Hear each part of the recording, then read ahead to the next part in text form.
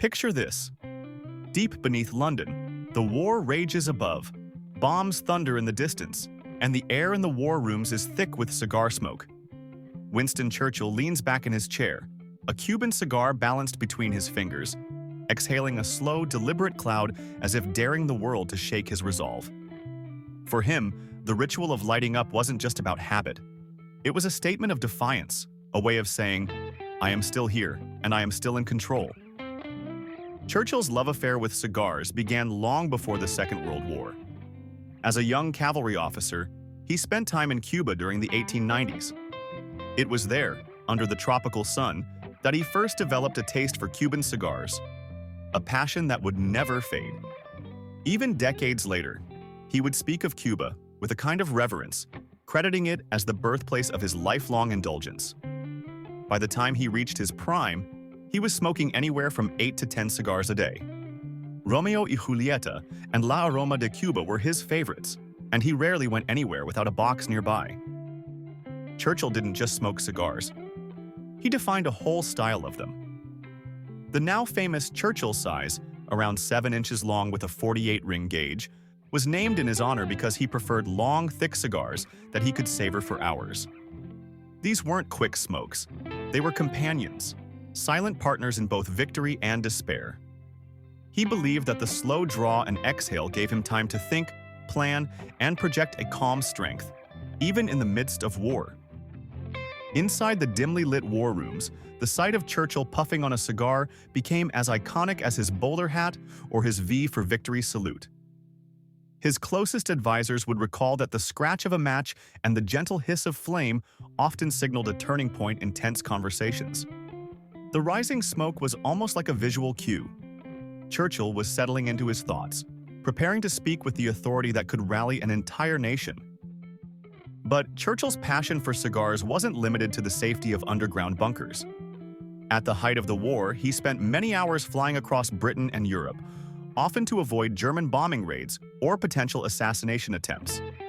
He flatly refused to let something as trivial as altitude interrupt his enjoyment of a good Cuban. To solve this problem, he had a special oxygen mask custom-fitted with a hole just for his cigar. It was an audacious modification, one that perfectly captured his bulldog spirit. Even at 10,000 feet, he wasn't going to be separated from the one thing that brought him focus and comfort.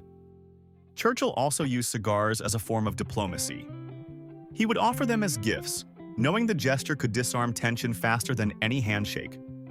During meetings with Roosevelt, Stalin, and other world leaders, his ever-present cigar became a symbol of British resolve.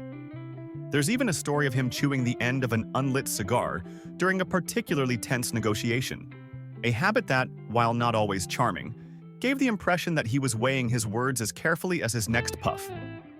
There were times during the Blitz when Churchill would step outside, even while bombs were falling, to enjoy a smoke. To those around him, this was reckless, but for Churchill, it was a deliberate act of confidence, a way of showing that fear would not dictate his actions.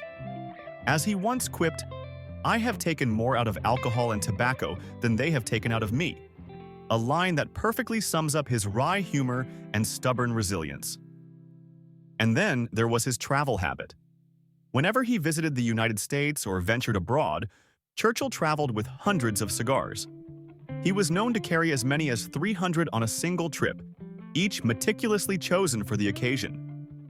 His staff often joked that more space was reserved for his cigars than his clothing. There's something unforgettable about that image. Churchill, standing outside the war rooms after an air raid, his silhouette outlined by the glow of his cigar, smoke curling upward as the all-clear sirens echo through London. His cigars weren't just a habit, they were his armor, his steady companion in moments of history that shaped the world. The simple act of lighting one became a symbol of endurance, a reminder that even in the darkest times, small rituals can carry immense power. Today, when we hear the term Churchill in the world of cigars, it's more than just a size. It's a legacy. A 7-inch testament to a man who believed in savoring life's battles one puff at a time. And perhaps that's the real lesson in his smoke-filled story. Resilience, confidence, and the unshakable belief that no storm is too great when you face it with fire, focus, and just a little bit of style. If you enjoyed this story, There's plenty more waiting for you at smokesignals.life on Substack. Subscribe today and join us for the next great tale.